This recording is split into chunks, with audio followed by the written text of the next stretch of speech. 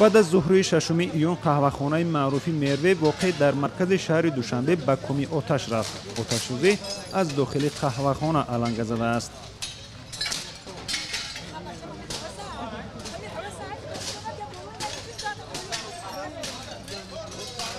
4 ماشین آتش خاموشکنی و 2 ماشین آبکش برای فرو نشاندن سوختار به محل آمدند.